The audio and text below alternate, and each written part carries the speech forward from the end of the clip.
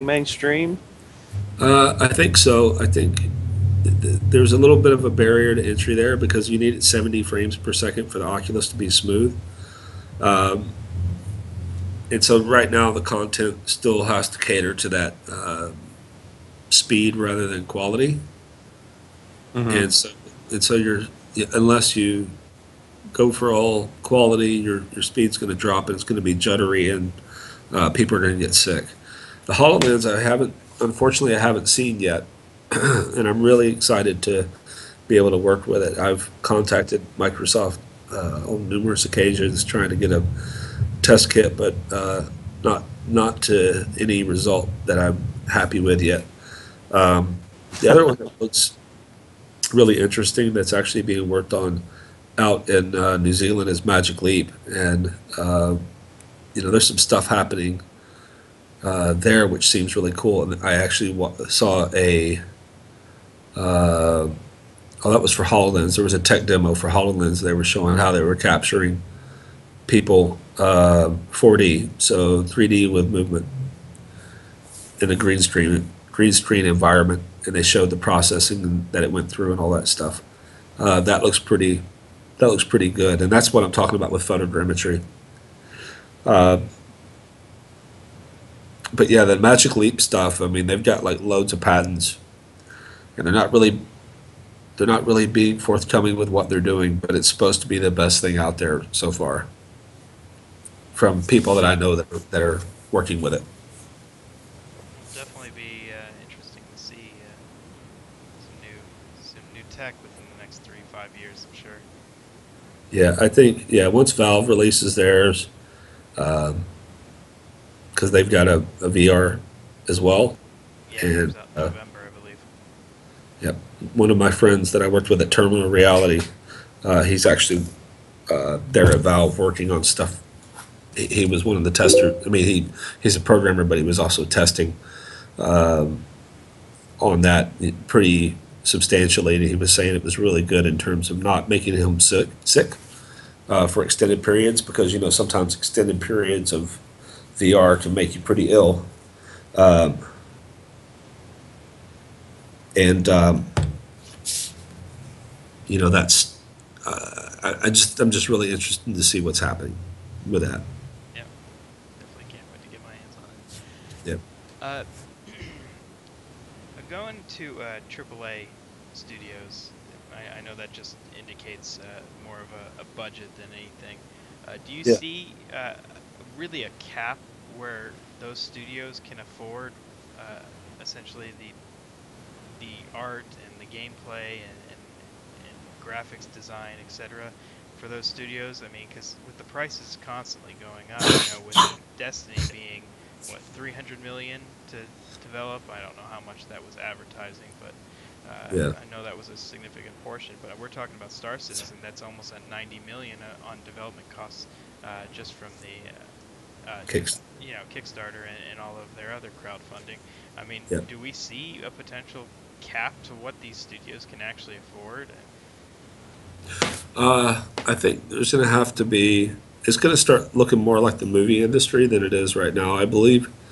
You hire people in, they do the production, and then you let go of them, or you'll find a movie house or a effects house, sort of thing that they just do assets for games. So you hire that house out, they do the work, and some of that happens right now. Like when I was on Train Simulator, we had a really good company out in Vietnam that did a lot of our locomotives called Glass Egg, and they were purchased by EA, I believe, and you know, really good pricing, high quality work, done really quickly, um, and it saved us from having to hire people full time.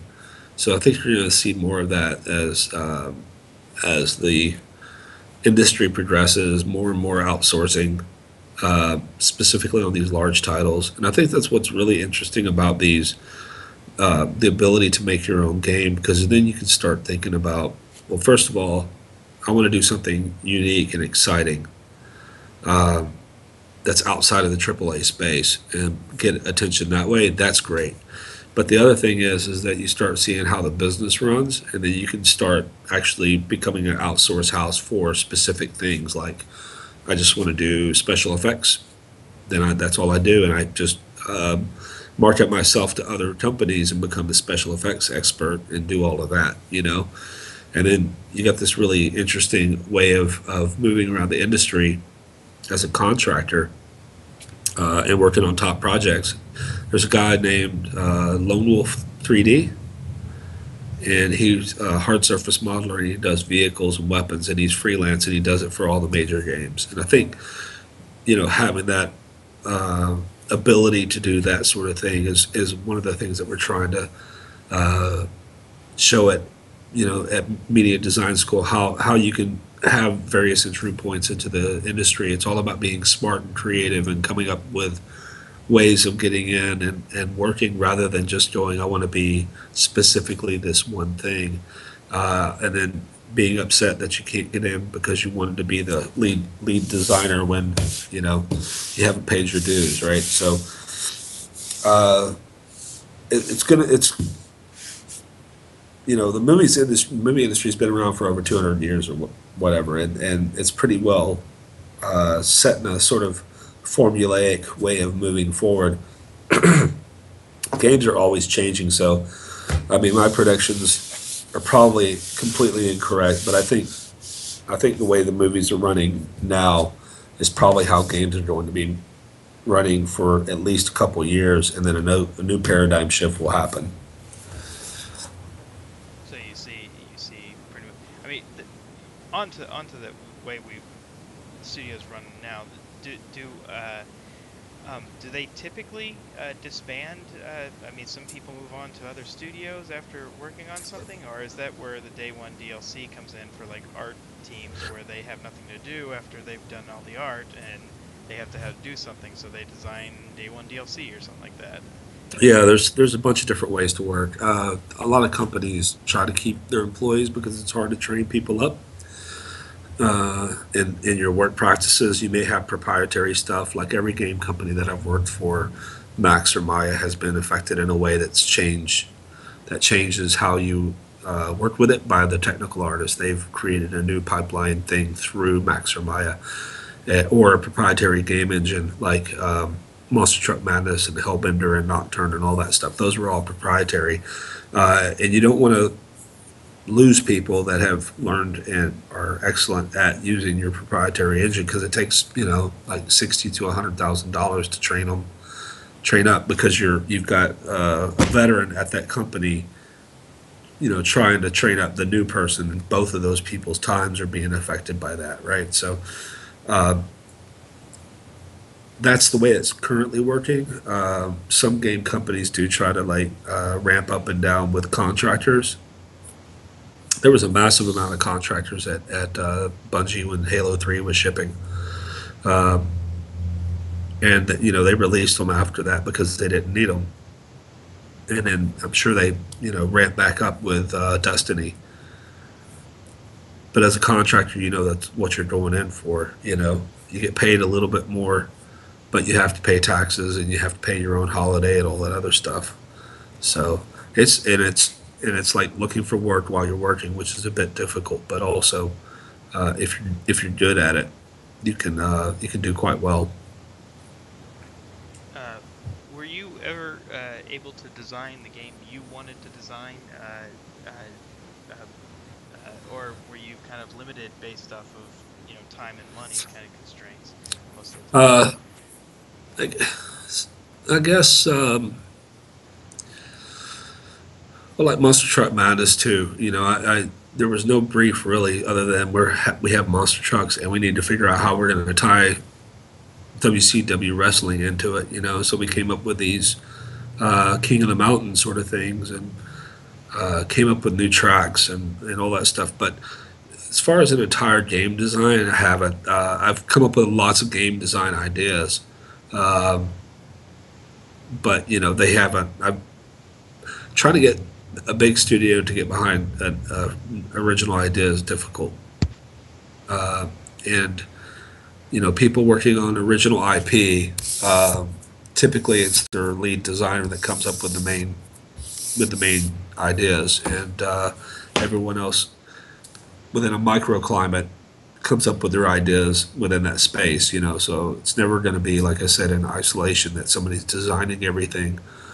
Uh, I wish I had gotten the opportunity to design a few games that have gone to market, but it just didn't happen.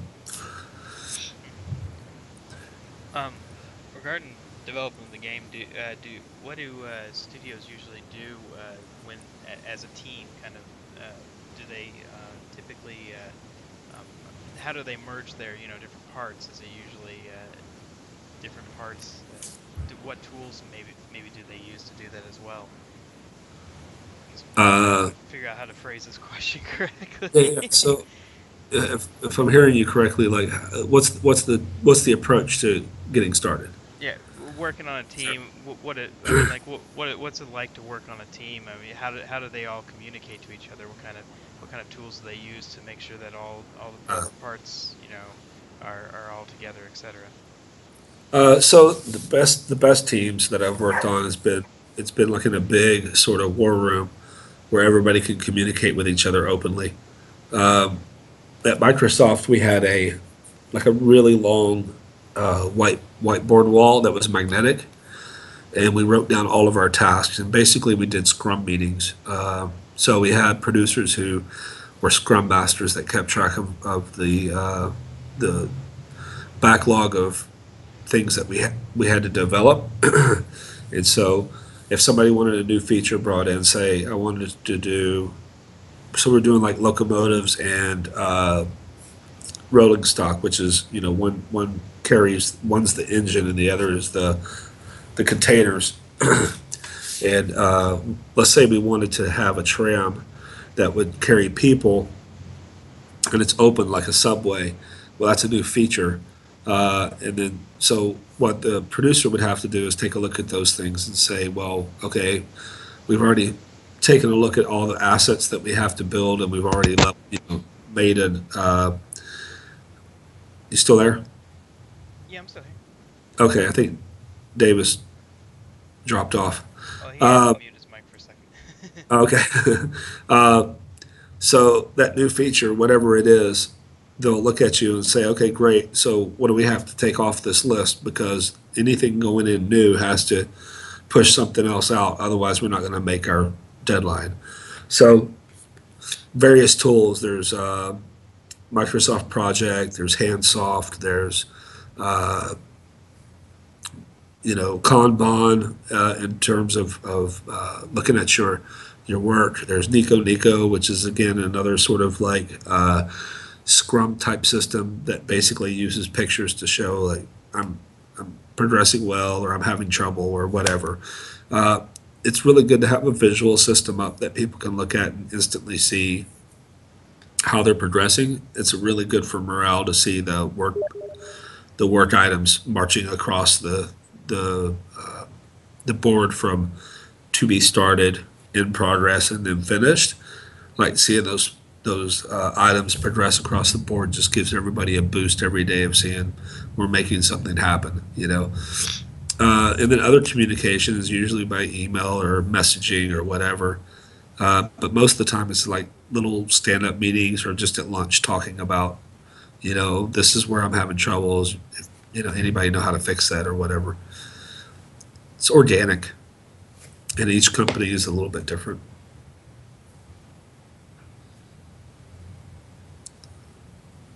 Did you plug in your mic, George? Or did you... Yeah, I'm here. Is it? You hear me now? Yes, I can. Yep. Okay. Sorry. That's okay.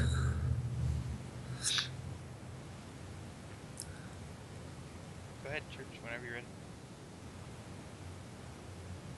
Let's see here. Sorry, I had to get rid of some noise there. I guess another thing, I guess, kind of along that line, if someone, an individual, wanted to develop a game of their own, where would I understand you need to kind of decide what you want to program in or what you want to use, but where would be a good place to start with any like specific tutorials or resources? Yeah, Game Maker is actually a really good place to start. There's Game Maker, It's got its own language called GML, but it's very similar to like JavaScript. Uh, there's Construct 2, which is really good, and it's based off of the Scratch programming language, which is used to teach children how to program.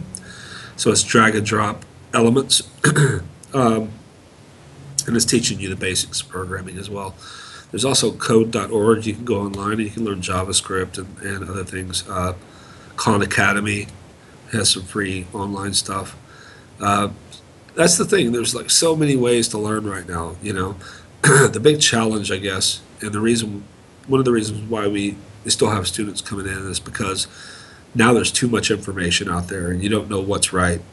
And the other part of it is that, you know, who do I ask when I'm lost? If I'm watching a video tutorial, I can't stop it and ask the person what's going on, right? Mm-hmm. So, you know, I didn't have a degree. I didn't have a degree when I started making games, and you know, I didn't even have a degree when I started working on the degree program. But I went and got my master's in order to make sure that I'd be able to deliver it. And I think the degree actually gives you some really good options in terms of like being able to move internationally and stuff like that. Typically, they work on a point system. So let's say you wanted to go to work in Germany, and you're a high school graduate, and you want to go make games at Crytek or whatever. There's a point system in place for people with their immigration, and if you don't have a degree, then that takes points away. And so if you go to find a place that's going to teach you these things, then you still need to make sure that that place has internationally recognized bachelor's program. And a lot of schools don't. A lot of schools have a bachelor's program that's only accredited in their country, and so you just have to be careful about where you go. But having the people that have been in the industry talking about their experiences and how they've solved problems and help you understand how to become a creative problem solver, that's the best place to go. Second best is going to be going online, but go to places that are logically going to help you out. Like, don't go to YouTube and just pick random people, because who knows what you're going to get. Find somebody that's got some notoriety. Um, or an online school like Digital Tutors and 3D Motive or Noman. There's a variety of ways of doing it, but it's always about who's teaching you. I learned on the job next to guys that have been working in the industry, since its inception. So I got a really good education out of that just by being next to these people. And I think that's the most important way of learning, is through guidance by people that have been there and done it. Mm-hmm. So when you talk about degrees for these point systems kind of thing, we're talking about like computer science, art design, not politics or anything like that, right? No, I would certainly get a degree in what you want to get a degree in. If you want to make games, get a degree making games. Yeah. Yeah, I mean, I think the point system is there just to make sure that they have people coming in that's going to help, help in their society or their culture by having the correct, amount of education, the correct amount of life experience, that sort of thing that they're looking for. Because when I went to New Zealand, I didn't have I had a high school education, so I didn't have enough points there. But I also had 17 years of experience in the games industry, which put me right in the points that I needed to be at. If I'd had my bachelor's degree, it would have been way easier. So got I guess a couple, or last few questions are more personal opinion Okay. questions than anything. What would exactly be your favorite games from an art design perspective, or perhaps a gameplay perspective? Huh. Uh, I really liked the BrothersAtello Two Sons. I thought that was really clever in terms of the design, and like a single player, two-person game. Because you use the thumbsticks on your controller, one on each side for each person. And there's some nice puzzle elements in there that actually made it really fun and worthwhile. Even if it was a short game, it actually became really fun to play to solve those problems. Um, I really like Dishonored in terms of some of the art style. I thought that was really nice. And I'm looking forward to Dishonored too. Um, Doom, Doom looks amazing, man. It's not what I was expecting. Can't wait to see what they do with that ID Tech 6. Yeah, it's pretty spectacular. And of course, I'm looking for Fallout 4. Looking forward to Fallout 4. I'm a huge Bethesda fan, and I don't know if I'm really as excited about the Elder Scrolls Online, just because I don't like I like competitive online play like Counter Strike Go or Team Fortress 2, but I don't like uh, somebody messing up my fantasy space. You know what I mean? I don't I want think a somebody lot of yelling. people are. Yeah, and so it just seems really disruptive to me to have an RPG space that has a specific, you know, way of people talking and looking and acting, and then getting some disruption from somebody that's online that's trying to mess with you. Yeah, that seemed to be a staple of Bethesda. Is you are the most important person in the universe. The story revolves around you, not you and one, Right. thousands of other people. That's right. And That's usually a problem with most MMOs, so I think I'm going to know an answer to this next question. I had a Okay. friend that requested me to ask this. Okay. More of a jokingly question. He says, That's on a okay. scale of 10 out of 10, how many 10s would you give Star Wars Galaxies? I haven't seen it yet, so a hopeful 10. It's an old Sony Online MMO that came out in 2003. I want to say Oh it no, I was. haven't played it. Yeah, it's long gone now, but Yeah. my friends and I, we played that religiously for I years was, and I was years. thinking it's the new Star Wars game. That looks spectacular. Battlefront? Yeah, Yeah, yeah. I really want to ride a speeder bike through the forest of Endor. let me ask It, you about that because I was kind of looking at it, and it could go one of two ways. It looked really good, and from what I've seen, it can either be really great or it could be Battlefield 5 with Star Wars characters in it. I'm not really sure which way it's going to go. I was a little bit disappointed about the lack of space battles, but they could do that later. What did you think about that? uh, yeah, I think. Yeah, I'm not really sure. I think it'd be really cool to just like fight in Hoth, fight in Endor. Uh, I don't care if it's Battlefield 5 with Star Wars characters. I mean, the Battlefield. I love Battlefield 2. Uh, Yes, yes. so I'd be happy with that. I think that would just play really well. Um, there was something else that I was thinking about. Oh, the other thing I'm really looking forward to is No Man's Sky. I'm really interested to see how that plays out. I just read an article about it and said it sounds like a lot of work, like not like you're not crafting, but you're actually like inventorying and stuff like that. So it sounds like so somebody said it sounded like it was way too much like spreadsheets and not enough uh, excitement. But it's really clever guys, four dudes doing 18 trillion planets or whatever it is. Hey, if it's more like spreadsheets, I'm sure the EVE Online community would love it. That's probably who it's catered to, right? Yeah. Procedurally generated worlds that you can rename if you find it first. That's probably Yeah, straight up the Eve yeah. crowd's thoughts. Uh, do you have a top five favorite games that you love and maybe go back to a lot or something like that?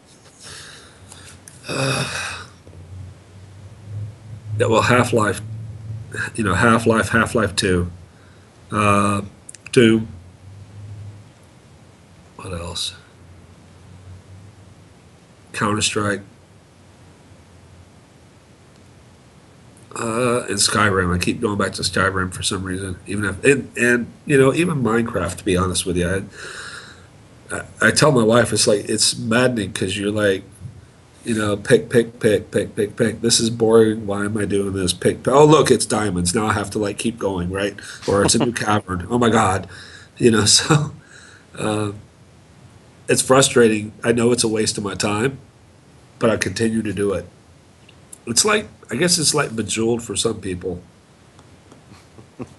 You know, I hear you on that. I think I know exactly how I'd be addicted to it myself. That's why I've never played it because I loved Legos when I was younger. So building things like it's that would just be, I would just keep going. what's really cool is when you find things like there's fortresses, and you start finding cool stuff in those in the nether and within the dungeons and stuff like that. And so you start seeing things that you didn't think were there before, and suddenly just like, oh, this is brand new. What's going on? So it does end up surprising you. I think I was playing it the other day, and I started it back up, and the jar, reloaded and stuff, and there was donkeys all of a sudden. I'm like, what is going on? You know, we went from pigs to horses to donkeys. What's next? Yeah, I really like the. It's up to you to make of it what you will. The creation tools at your fingers make it a really great game. Yeah, I actually wanted to go back to Fallout for just 1 second because I'm a sure. huge Bethesda fan as well. And since you say you are, there seems to be two sides to Fallout 4. The ones that are, give me Fallout 4 now, I can't wait to play it. And the ones that are a little bit skeptical maybe that have that series to such a high standard. They're like, that is because the Gamebryo engine, I guess it's going to be a creation engine, which is modified Gamebryo. Yeah. It's like, this is a really old engine. But from some of the demos, it seems like they're really pulling off new stuff. How many new animations, and what can they do with such an old engine? Can they keep on developing it forever? Or Yeah. I mean, so look at Half-Life, right? So Half-Life was the Quake engine, and then it became the Source engine, but it's still the Quake engine underneath, and it's been worked on for so long. Now it's going to come out Source 2. Everything's been stripped out and moved around and all that stuff, so they can keep iterating on it. It's just a framework. The renderer is a framework, the physics is the framework, and then they just update those frameworks. So yeah, it's indefinitely. So It's so difficult. Building a new engine. Pardon me. Let me have a drink of water. I guess it'd probably be like assembly is just a framework for C, which is just a framework of C++, which is just a framework of .NET. Yeah, like so, all of those things that change, they're like modules that can be interchanged, right?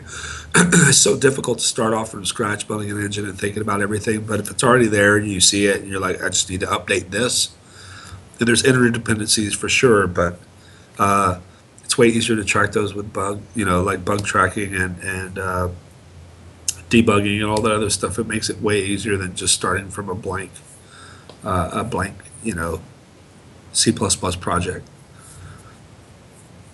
And I think, yeah, so I feel like they should take their time, do it right, uh, make it as awesome as it looks like it is right now.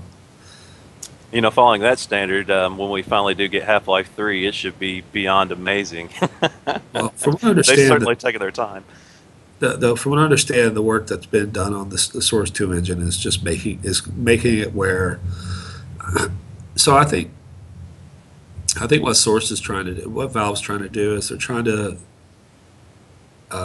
they're doing a lot of things, right? So they're doing the VR, they're doing the Steam box, they're doing Source 2, they're doing Steam, and I think what they're trying to do is they're trying to set up the pipeline and Source to make it easier for people to build content. I mean, Counter Strike was really good, and it's really difficult to get stuff done in the Source engine. I mean, I worked on Counter Strike Condition Zero, and you have to use VMT files and like all of this external crap that you don't have to use in these newer engines. And there's all these external things that you have to work with just to get everything to work appropriately.